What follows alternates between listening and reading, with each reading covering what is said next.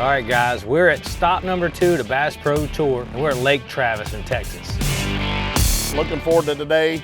There's going to be some fish caught, probably some big fish caught today. You know, here at Lake Travis, there's not a whole lot of strategy that plays into it. You got to put yourself in a position to get a big bite, because big bites make the world go round here. I've got a jerkbait pattern for the wind and the nasty conditions, and a jig type presentation for when the sun pokes out. It's easy to get a bite. Lake Travis is known for having tons of little fish. You know, when I say little, I'm talking really little. So the key today is going to be, you know, staying around that big bite. I mean, there's 10-pounders in here. If you get that 10-pound bite, you're basically gifting yourself the chance into the next round. So we're gonna hope for a big bite today. They're going to be chewing today. So be watching Lake Travis, second stop for the Major League Fishing Bass Pro Tour. Lone Star State lunkers being pulled out of Lake Travis this week on the Bass Pro Tour. Way bigger than I thought. 2 pounds, 13 ounces. Got her. That's the way to start the day right there, boys. 4 pounds, 6 ounces. Yes! Catch me a few little old keepers. 1 pound, 12 ounces.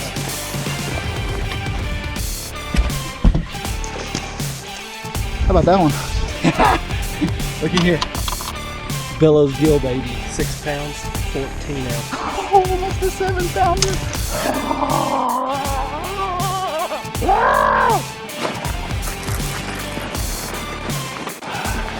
1 pound, 9 ounces. Horrible bad. This score, 2 pounds, 2 ounces. 1 pound, 8 ounces. Yes. I will run through you. What are you doing all the way back there? It's off limits.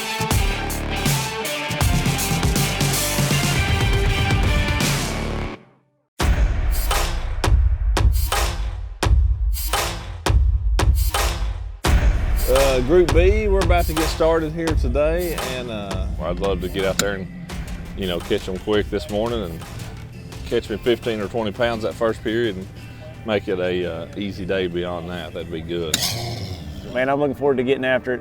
I'm gonna cover a bunch of water. I'm gonna have reaction baits on all day long. We got a lot of cloud cover, so, you know, practice 2 different ways, you know, with the sun and the wind, and then we did have a practice day where in the rain and the calm. It's good, man. I mean, we're gonna catch a lot of fish, I think. It just depends on how many is over 1/8. That's the biggest deal. You know, I'm getting a lot of bites, so I'm hoping the size is there. And I caught a couple big ones too. So we're dealing with a bass, so that's the hardest thing in the world. That's harder to predict than a woman. I'm definitely going part of the lake that's got some colored water in it, regardless of the conditions.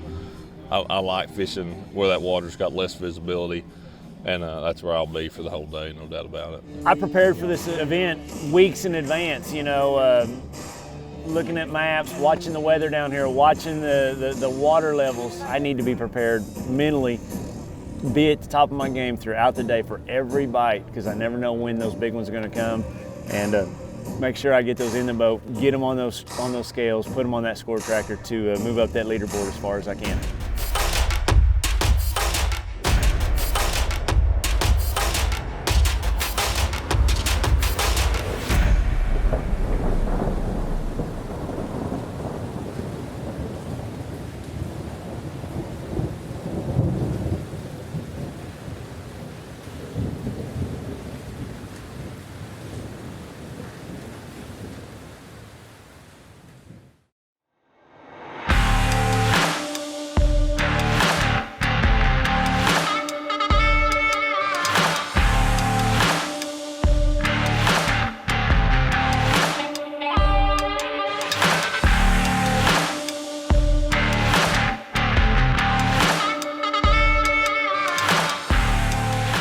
Lake Travis. Yep, in the hill country. In the hill country. Yep. Place has got a lot of bass. A lot of bass. Not a lot of big bass, Yep. but a lot of bass. So off days are busy. There's never any kickback watching Netflix. No, and the other thing, we don't sleep anymore. No. That's the worst mistake ever. Yeah, I That got we up used at to like try to. 5:15. We don't sleep in. Yeah. We don't take naps. No. Because that will It just messes you up for the next day. You stay on your routine. You only got one off day. You don't have 3 or 4 in a row. Right. You want honesty? I text this jugger, what time you leaving? He sends me back a text, got a little plane flying in the air. I land at 4 o'clock. So honestly, I was pretty ticked off the whole time here because I drove out here and he flew on a dang plane. See, I support my sponsors. I rode out here on ATX. We spend a lot of time, or let me say, I spend a lot of time on top of my General Tire. Some of us fly to tournaments, some of us have to drive. It's been 10 years, I guess, we've been rooming together. Yeah, no, we did one time in that PAA event. First time we ever roomed together, we walked up in this daggum hotel. I'm talking about we was broke too. The Walkeny Town Inn, yeah, baby. It wasn't none of this. No. I can promise you that. It was back in them broke as a joke days. That sucker had like a pink room. I guess that goes with the Anywhere Possible. Yes. We could do a whole segment on Anywhere Possible as from what we have stayed in from the beginning. But we've made a lot of places be possible. We stayed at a place in California. This ain't no joke. The shower was so small. My big butt had to go in there and wash one side, come out and spin around, go back in there so I could wash the other side. You couldn't spin around in there. Yeah, we've stayed in them all. Anywhere possible. Ott's wife, Jenny, she handles all our, I mean, she's like a, what do you call it, a vulture or something. As soon as that schedule comes out, or if she even hears words, I mean, we've got in trouble that there's a rumor we're going somewhere and she books a dang house and we can't get our deposit back. She's like a vulture, but she's good at it. She's very good. So as a reward, my good gesture was to pay for Jenny and my wife a massage for all they did. And somehow they put me in this place half naked on a table, and the first thing that girl did was grab a hold of my feet, and I about come off of that table. It was the most uncomfortable experience I've ever had. I got through it, and I said, you know what? That wasn't so bad. Next time I'm gonna leave my shoes on, and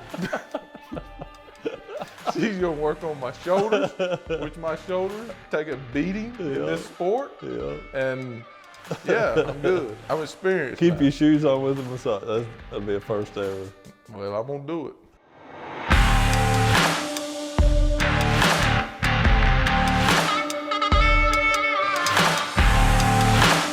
So here's my wrap up from the Bass Pro Tour Lake Travis this week. It was definitely not the outcome I was looking for. And it did not go as I anticipated. You know, to be honest with you, I never thought I was on a lot of big fish, but I was on a lot of fish, you know, and day one I fished offshore and the fish just was not there. I did catch plenty of fish, but hardly any non-scoreable bass or any scoreable bass. Thought I would be able to catch 5, 10, 15 keepers, no problem on that bait, and it just didn't happen.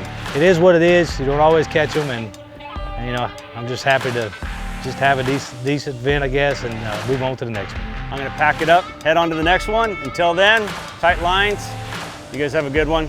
Get out in the water and go catch some fish. Roll, General Tire, roll.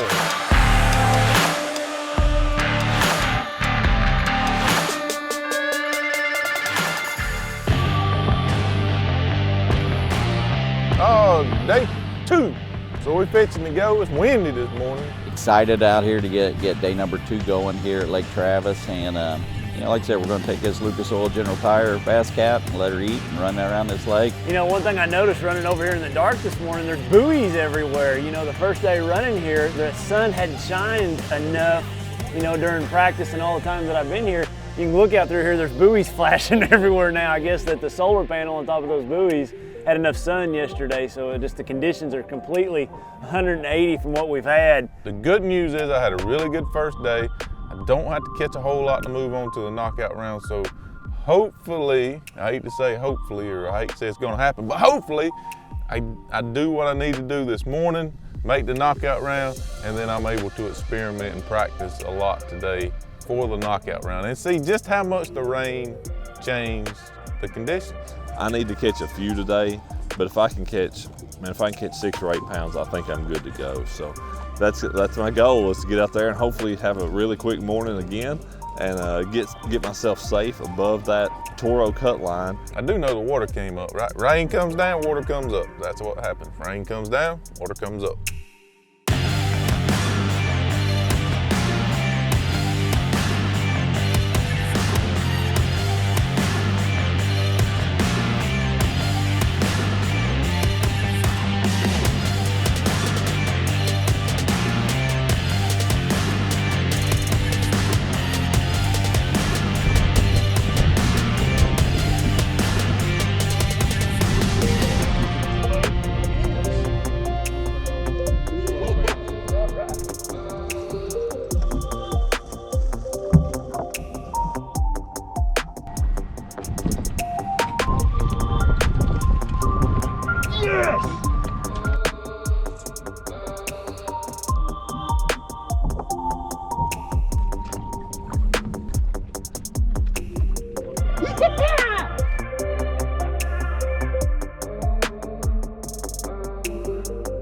Today was a very different day than my first day.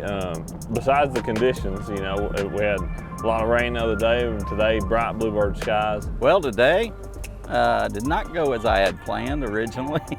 So, you know, but no complaints. I got to fish where I wanted to fish and how I wanted to fish. It was a good day. I mean, my main goal was to catch one of the General Tire heavy hitter fishes today, and I did that.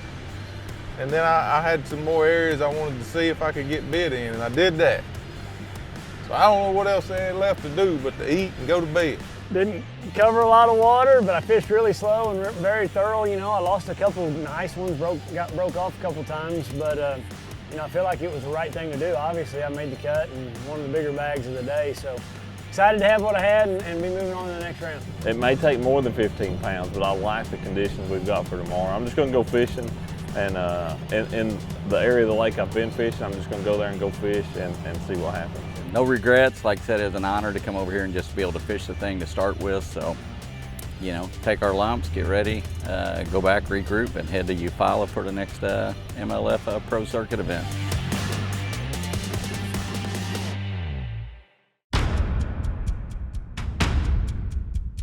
Today is knockout round.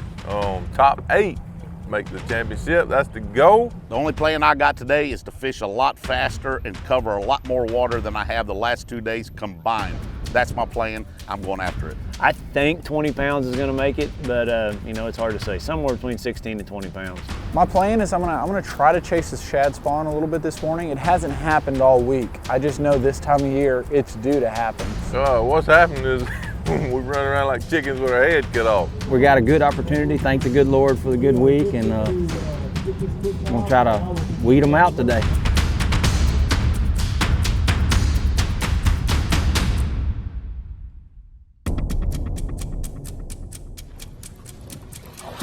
Here is Mark Rose. 1 pound, 12 ounces. Scorable bass. On the board. Mark Rose tried to chase down Brent Chapman in his second day. A little bit of a mess, but he got him. 1 pound, 12 ounces. Scorable bass. There he is. Yeah. 2 pounds, 13 ounces. Yeah. How about that? Wow. Yep. 3 pounds, 14 ounces. Right. Nice chunk.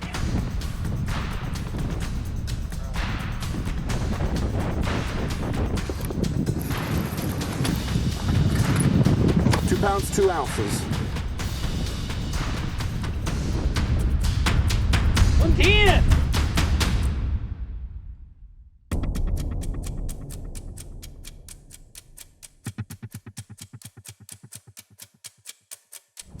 Man, today was kind of a struggle, definitely a struggle. I only caught 4 scoreable fish the whole day. My only regret would just be the whole second period. I don't think I fished smart. I didn't fish well. But you're not gonna fish perfect every time. Had that main lake windblown stuff worked, I'd have felt like a genius. So that's a wrap for me, and I'm really looking forward to the Harris chain.